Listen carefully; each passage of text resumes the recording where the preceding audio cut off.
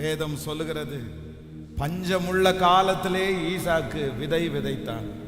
கர்த்தர் அவனை ஆசீர்வதித்ததினால் அவன் 100 மடங்கு அறுவடையை பெற்றுக்கொண்டான்.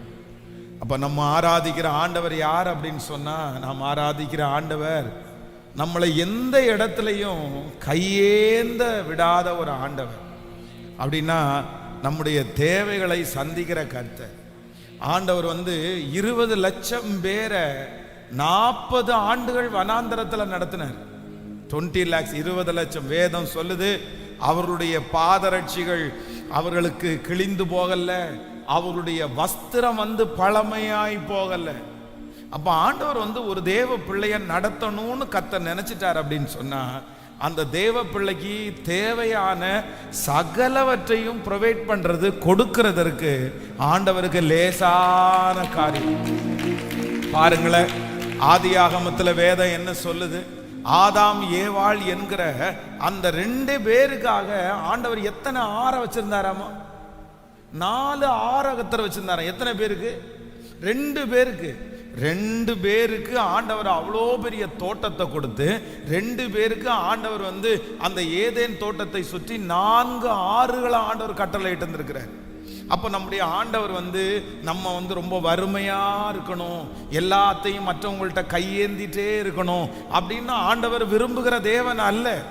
நம்முடைய தேவன் யார் அப்படின்னு சொன்னா, நம்முடைய கரங்களை ஆசீர்வதிக்கிற கர்த்தர். நம்மை கரங்களை கர்த்தர் ஆசீர்வதித்து நம்மை பெருக பண்ணுகிற ஒரு நல்ல தேவன் கர்த்தர். நமக்கு ஒன்று கர்த்தர் செய்ய போகிறார். இந்த சத்தத்தை கேட்டுக்கொண்டிருக்கிற ஒவ்வொருவருடைய கரத்தையும் ஆண்டவர் ஆசீர்வதிக்க போகிறார். நம்முடைய வேலைகளை ஆண்டவர் ஆசீர்வதிக்க போகிறார். நம்முடைய வருமானத்தை ஆண்டவர் ஆசீர்வதிக்க போகிறார். கர்த்தரால் உண்டாகிற ஒரு ஆசீர்வாதம் நம்மை தேடி வரப்போகுது. அப்போ நம்ம அப்படி இருக்கணும்னு ஆண்டவர் விரும்புகிறவர் அல்ல. வேதம் சொல்லுது, சீடர்கள் எல்லாரும் ரொம்ப சோர்ந்து போய் இருக்கும்போது ஆண்டவர் தழலிலே சுடப்பட்ட அப்படின்னா மீனை ஆண்டவர் கொடுத்தாராம். அப்போ கொடுத்து தான் அவர்களை கர்த்தர் சாப்பாடை கொடுத்து குறைவில்லாம ஆகாரத்தை கொடுக்கிறார். எலியா சோர்ந்து போய் கிடக்கும் போது ஆண்டவர் அந்த ஆகாரத்தை கொடுக்கிறார். அப்போ ஆண்டவருடைய பிள்ளைகளுக்கு ஒரு எண்ணம் வேணும். என்ன அப்படின்னு சொன்னா, நான் வறுமையோடு இருப்பது ஆண்டவருடைய சித்தம் சொல்லுங்களேன் அல்ல. நான் கையேந்து நிற்பது ஆண்டவருடைய சித்தம் அல்ல. என் கை வெறுமையா இருக்கிறது ஆண்டவருடைய சித்தம் அல்ல. அப்போ என்னுடைய கைகளை ஆண்டவர் ஆசீர்வதிக்கிறதுக்கு விரும்புகிறார். ஆனா ஒண்ணு வேதம் சொல்லுது, பஞ்சமுள்ள காலத்திலே ஈசாக்கு விதை விதைத்தான். அப்ப ஆண்டவரை பொறுத்தளவுல என்ன கர்த்தர் என்ன விரும்புறார் அப்படின்னு சொன்னா, நம்ம சும்மாவே இருக்கிறதா ஆண்டவர் விரும்ப மாட்டார், எப்பவும் விரும்ப மாட்டார். ஆண்டவர் வேதம் சொல்லுகிறது, சோம்பேறியினுடைய கைகள் ஆளுகை செய்யாது, கண்டிப்பா ஆளுகை செய்யாது. ஆண்டவர் சோம்பேறியை ஆசீர்வதிக்கிற தேவன் அல்ல, சும்மா இருக்கிறவர்களை ஆசீர்வதிக்கிற தேவன் அல்ல, வேலை செய்யாதவர்களை ஆசீர்வதிக்கிற தேவன் அல்ல. ஈசாக்கு எவ்வளவு பெரிய தைரியம் பாருங்க. பஞ்சமான காலம், வசதியே இல்லை, விதைச்சா கிடைக்குமா கிடைக்காதா நம்பிக்கையே இல்லை, அங்க நிறைய பேருக்கு நஷ்டமாயிட்டே இருக்குது. ஆனாலும் அவனுக்கு என்ன அப்படின்னு சொன்னா, நம்ம அப்படி சும்மா இருந்துடக்கூடாது, நம்ம விதைப்போம், எவ்வளவு ஆண்டவர் கொடுக்கட்டுமோ கிடைக்கட்டும், எவ்வளவு கிடைக்குமோ கிடைக்கட்டும் அப்படின்னு சொல்ற அந்த எண்ணத்தை பாருங்க. அந்த எண்ணத்தை பாருங்க. அந்த ஒரு சின்ன எண்ணத்தை கர்த்தர் கனம் பண்ணுகிறதற்கு கர்த்தர் நல்லவரா இருக்கிறார்.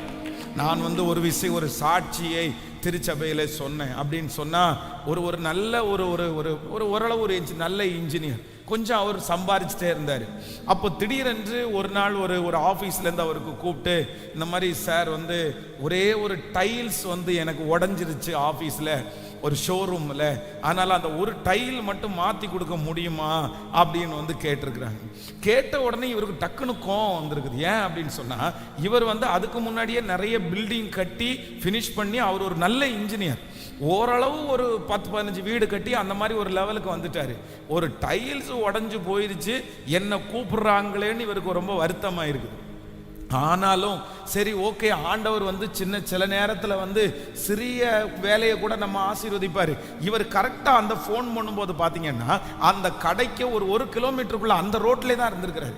உடனே இவர் எதேர்ச்சியாக சொல்லிக்காரு, சரி சார், நான் இந்த ரோட்டில் தான் வந்துட்டு இருக்கிறேன், நான் பார்க்குறேன், நீங்கள் யார் பேசுறதுன்னு கேட்டிருக்காரு. நான் கடையினுடைய ஓனர் தான் பேசுகிறேன் அப்படின்னு சொன்ன உடனே அவர் கரெக்டாக அந்த இடத்துக்கு போனார். போனோன்னா பார்த்தா மேலே இருந்து ஒரு சின்ன சுத்தியல் விழுந்து ஒரே ஒரு டைல்ஸ் மட்டும் உடஞ்சிருக்குது. உடனே அவர் சொன்னார், இந்த மாதிரி டைல்ஸை மாற்றி கொடுக்கணும்னு சொன்ன உடனே இவர் சொன்னாரா, சரி சார், நானே இதை மாற்றி கொடுத்துட்றேன்னு சொல்லிட்டு ஒரு தம்பியை கூப்பிட்டு ஒரு டைல் வாங்கி கொடுத்து அதை உடச்சி எடுத்துட்டு அந்த டைல்ஸை நீட்டாக அழகாக பண்ணி கொடுத்துட்டாரு. அந்த ஓனர் எவ்வளோ வேணும் கேட்டார். சார், இதுக்கெல்லாம் ஒன்றும் பெருசாக வேணாம் சார், இது ஒரு 4 ஸ்கொயர் ஃபீட்டு, சும்மா அந்த பையனுக்கு மட்டும் ஒரு 1500 கையில் கொடுத்து அனுப்புங்க, வேற ஒன்றும் பெருசாக ஒன்றும் நான் செலவு பண்ணலைன்னு சொன்ன உடனே அந்த கடையினுடைய ஓனருக்கு அவரை ரொம்ப பிடிச்சி போய் அவர் ஒரு மிகப்பெரிய தொழில் அதிபர். இவருக்கு அது தெரியவே இல்லை. அடுத்த ஆர்டர் கொடுத்தாராமா, 1,00,000 ஸ்கொயர் ஃபீட்டு டைல்ஸ் ஒட்டுற வேலை மட்டும் கொடுத்தாராமா. 1,00,000. அதில் ஒரு ஸ்கொயர் ஃபீட்டில் அவருக்கு 3 ரூபாய் லாபம்னா கூட 3 லட்சம் ரூபாய் அவருக்கு லாபம் ஆயிடுச்சாம். அப்போ அந்த சாட்சியை ஒரு நாள் நான் சொன்னேன் சர்ச்சில். சொன்ன உடனே திருச்சபையில் இருக்கிற ஒரு வாலிப பையன் ஒரு இடத்துல இன்டர்வியூக்காக அவன் ஆன்லைனில் அப்ளை பண்ணியிருந்தான். போய் பார்த்தா அந்த இன்டர்வியூ பண்ண என்னமோ பெரிய ஆஃபீஸ்ன்னு நினச்சி போனால் சும்மா ஒரு பெட்டி கடை மாதிரி ஒன்றை வச்சுட்டு ஒருத்தர் கல்லாப்பெட்டிக்கு முன்னாடி உட்காந்துருக்க மாதிரி உட்காந்துருந்தாராமா. இன்டர்வியூ அப்படின்னு கேட்டு, சார் இன்டர்வியூ இந்த ஆட்ரு தான் சொன்னாங்க அப்படின்னு சொன்ன உடனே, நான் தான் அப்பா உட்காருன்னு சொன்ன உடனே இவனுக்கு என்னடா இவருக்கு முன்னாடி போய் உட்காந்து இன்டர்வியூ எடுக்கிறதா, இவரே பார்த்தா ஒன்றுமே படிப்பறிவு இல்லாதவரமா இருக்கு, இவன் லேப்டாப்ல எல்லாம் தூக்கிட்டு போயிருக்கிறான். அவர் சொன்னாரம்மா, உனக்கு என்ன தெரியும் அப்படின்னு கேட்டோன்னா, இந்த மாதிரி இவருக்கெல்லாம் பதில் சொல்லலாமான்னு சொல்லும்போது இந்த சம்பவம் ஞாபகம் வந்திருக்குது. எந்த இடத்துல கர்த்தர் நம்மளை ஆசீர்வதிப்பாருன்னு தெரியாது, அதனால நம்ம கொஞ்சம் பொறுத்து போவோம்னு சொல்லி அந்த பையன் பார்த்தீங்கன்னா அந்த இன்டர்வியூ ரொம்ப அழகாக அட்டன் பண்ணா. அந்த மனுஷனும் பார்த்தீங்கன்னா பெரிய ஆளாக இருந்திருக்காரு. அவர் இவனுடைய கீழ்ப்படிதலை பார்த்து, எப்பா இது 4வது ஆளு, ஒருத்தம் கூட என்ன மதிக்கல, ஆனால் ஃபர்ஸ்ட் மதிச்சு உட்கார்ந்துருக்கிறோம் நீ தான் அப்படின்னு சொல்லி அவனுக்கு நல்ல சம்பளத்தில் ஒரு வேலையை கொடுத்துருக்கிறார். அப்போ ஆண்டவருடைய பிள்ளைகளே, இந்த நிலைமை மாறணும். நம்முடைய பிள்ளைகளுடைய வாழ்க்கையில இந்த நிலைமை மாறணும். நம்முடைய தேவன் வானத்திற்கும் பூமிக்கும் அதிகாரம் படைத்தவர். இந்த பூமியும் அதனுடைய நிறைவும் அவருடையதா இருக்கிறது. இந்த உலகத்தில் இருக்கிற எல்லா செல்வந்தத்திற்கும் காரணமானவர் கர்த்தர். இஸ்ரவேல் ஜனங்கள் எகிப்து தேசத்திலிருந்து புறப்படும் போது அவர்களை வெறுங்கையாய் அனுப்பாமல் பொன்னோடும் பொருளோடும் புறப்பட பண்ணின கர்த்தர். அந்த தேவன் நமக்கு இன்றைக்கு ஜீவிக்கிறார். ஸோ அந்த தேவன் தான் வாக்கு கொடுக்கிறாரு, உன்னை நான் என்ன பண்ண மாட்டேன் அப்படின்னு சொன்னா, உன்னை கையேந்த விட மாட்டேன். நீ கையிட்டு செய்யும் எல்லா வேலைகளிலும் உன் தேவனாகிய கர்த்தர் உன்னோடு கூட இருந்து உன்னை ஆசீர்வதித்து உன்னை கனப்படுத்துவார் என்று வேதம் சொல்லுது. ஆண்டவரே, இதுவரைக்கும் எல்லார்ட்டையும் எதிர்பார்த்திருந்தது போதும்பா. ஒரு காரியத்தை மனுஷங்களிடத்துல எதிர்பார்க்காதீங்க. ஒருவேளை அந்த மாதிரி சூழ்நிலை உங்களுக்கு வந்துச்சுன்னா நீங்க செய்யாம கூட இருக்கலாம். அப்படின்னா அந்த காரியத்தை செய்யாம கூட இருக்கலாம், அந்த காரியத்தை வாங்காம கூட இருக்கலாம். ஆனா இந்த காரியத்தை செய்தே ஆகணும்னு நினைச்சு நீங்க இன்னொரு மனுஷனுக்கு முன்னாடி போய் கையேந்தி நின்னுட்டீங்கன்னா அது கடைசியில் நமக்கு ஒரு பெரிய பிரச்சனையாய் மாறும். ஆனா அதே நேரத்தில் நீங்க விசுவாசத்தோட நீங்க வெயிட் பண்ணுங்க. அந்த காரியத்தை துவங்க பண்ணின கர்த்தர் உங்களை முடிக்க வைக்கிறதற்கும் கர்த்தர் வல்லவராயிருக்கிறார். அதை செய்து முடிய பண்ணுகிற தேவனாயிருக்கிறார். அப்படியே கைகளை மேல உயர்த்தி சொல்லுங்க, ஆண்டவரே, என்னை ஒரு நாளும் கையேந்த விடுகிறதே தேவன் அல்ல. என்னுடைய கரங்களை ஆசீர்வதிக்கிற கர்த்தர், என் பிள்ளையினுடைய கரங்களை ஆசீர்வதிக்கிற கர்த்தர், வலதுபுறத்திலும் இடதுபுறத்திலும் இடங்கொண்டு பெருக பண்ணுகிற தேவனாய் இருக்கிறார். சத்தத்தை உயர்த்தி, இயேசுவே, நீர் என்னை ஒரு நாளும் நீர் கையேந்த விடுகிறவர் அல்லப்பா. ஹல்லேலூயா. என்னை கையேந்த விடல, என்னை தலை ஊனியாவும் விடல, என்னை கையேந்த விடல, என்னை தலை ஊனியாவும் விடல. உம்மை நம்பி வாழ்பவர்க்கு ஏமாற்றம் இல்லை. ஏமாந்து போவதற்கு நீர் முழு பலத்தோடு சொல்லுங்க பார்க்கலாம். உம்மை நம்பி வாழ்பவர்க்கு ஏமாந்து போவதற்கு நீர் விடுவதில்லை. இப்ப சொல்லுங்க, திரும்ப திரும்ப சொல்லுங்க பார்க்கலாம். என்னை கையேந்த விடல, என்னை தலை ஊனியாவும் விட முழு பலத்தோடு. ஹல்லேலூயா. உம்மை நம்பி வாழ்பவர்க்கு ஏமாற்றம் இல்லை. ஏமாந்து போவதற்கு நீர் விடுவதில்லை. இப்ப சொல்லுங்க, ஏல் ரோயி போதுமானவரே, என் தேவையிலும் அதிகமான. எல்லாரும் ஏல் ரோயே. ஹல்லேலூயா. என் தேவையிலும் அதிகமானவரே, என்னை கையேந்த விடல, என்னை தலை ஊனியாவும் விடல, என்னை கையேந்த விடல, என்னை தலை ஊனியாவும் விடல. உம்மை நம்பி வாழ்பவர்க்கு ஏமாற்றம் இல்லை. ஏமாந்து போவதற்கு நீர் விடுவதில்லை. உம்மை நம்பி வாழ்பவர்க்கு ஏமாற்றம் இல்லை.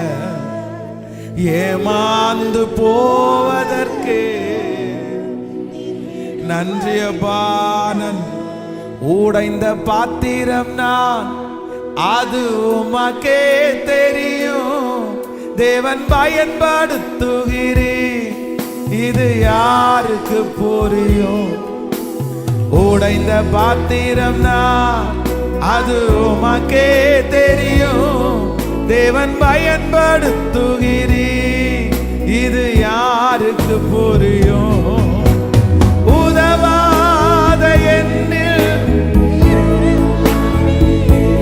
நீங்க இல்லாமல் சொல்லோ.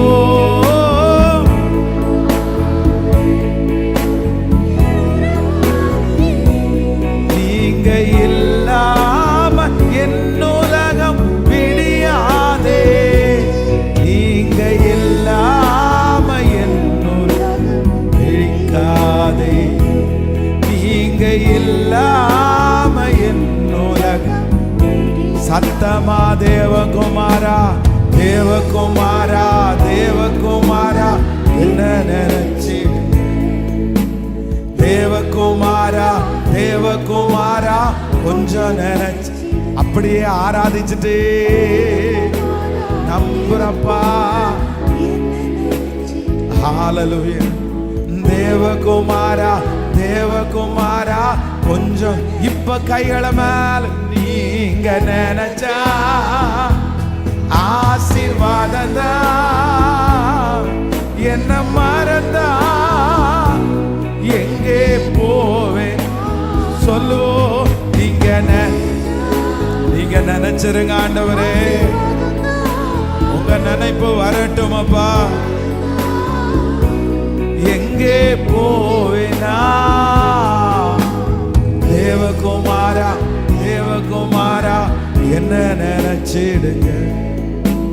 தேவகுமாரா, தேவகுமாரா, கொஞ்சம் நினைச்சிடுங்க. ஹல்லேலூயா. நான் ஆராதிக்கிற தேவன், நான் ஆராதிக்கிற தேவன், அவர் என்னை ஆசீர்வதிக்கிற தேவன். ஆமென்.